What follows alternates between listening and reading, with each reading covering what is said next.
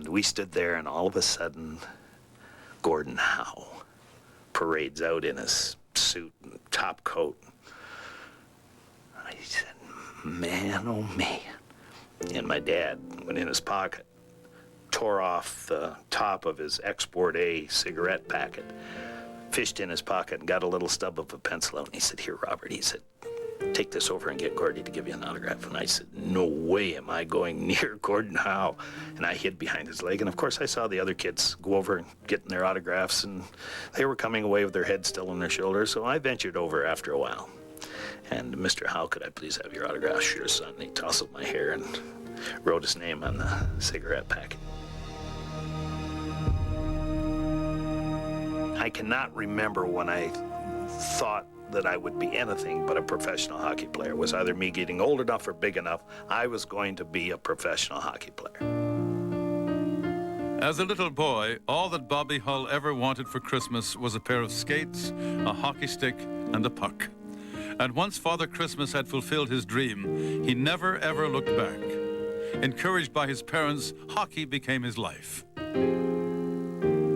I know there'd be 6 or 8 people in the old Belleville, the Hume Memorial Arena in the morning, and 2 of them would be my mom and dad. And they were there at 6 o'clock in the morning, or whenever I was playing, they were there. And my dad would sit at one end of the rink and my mom at the other, because my dad didn't think I could ever do anything right. My mother thought that I could do nothing wrong. So when I'd round the net at the one end where my mother was through the chicken wire, I'd hear her hollering, "Atta boy, Robert, you can do it." And I'd build up a head of steam and go the length of the ice and go through everybody. And then I'd either shoot the puck wide of the net, over top of it, or into the goaltender, and there my dad would be. "Why, you couldn't put the puck in the ocean."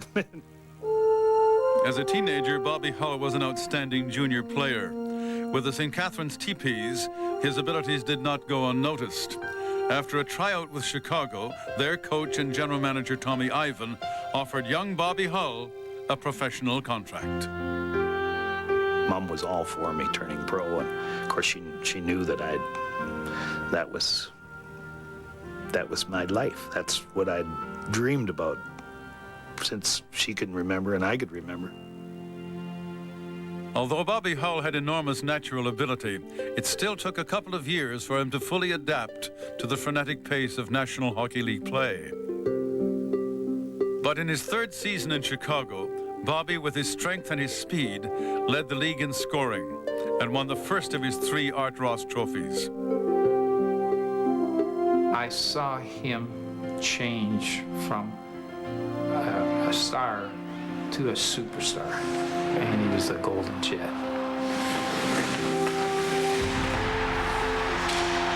Bobby Hull coming down the wing at me certainly was scary, there's no doubt about that. But he scored a lot of the goals from just about 30, 40 feet because his shot was so powerful, I couldn't see it. And anybody say that you could see a shot coming in at him like that is talking out of their hat. He would shoot that puck and he would terrify the goaltenders with one and right under the chin, and the next one would go in the bottom corner. I would not purposely shoot at anyone's head. Now, that isn't to say I wouldn't shoot them up kind of high and get close to their heads, but I wouldn't be shooting at their heads. If I was off at a bad angle, the shift was just about over.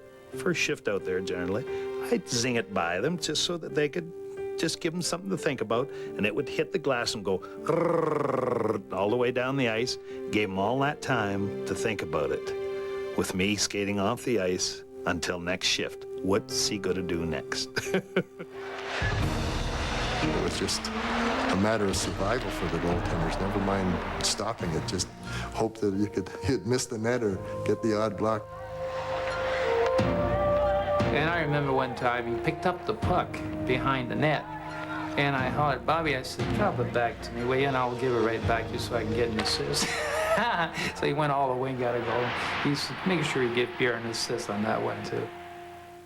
Bobby Hull's 50th goal in 1962 put him in an elite class with Rocket Richard and Boom Boom Geoffrion. And he didn't stop there.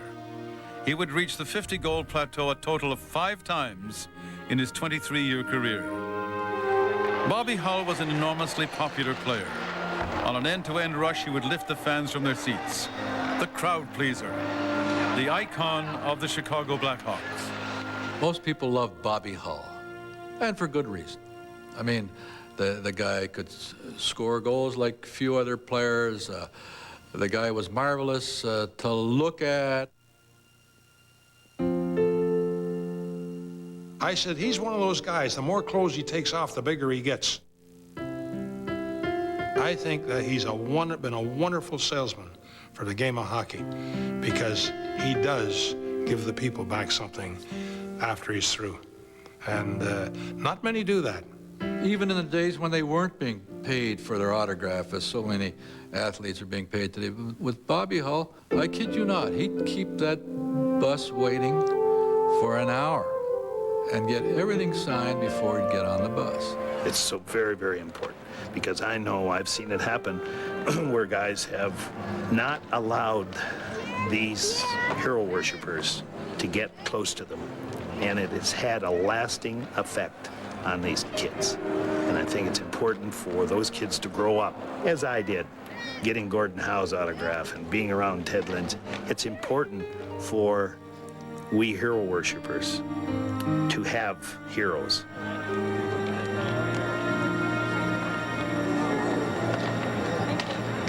Okay, boys, I gotta get some skating. We'll see you later, all right?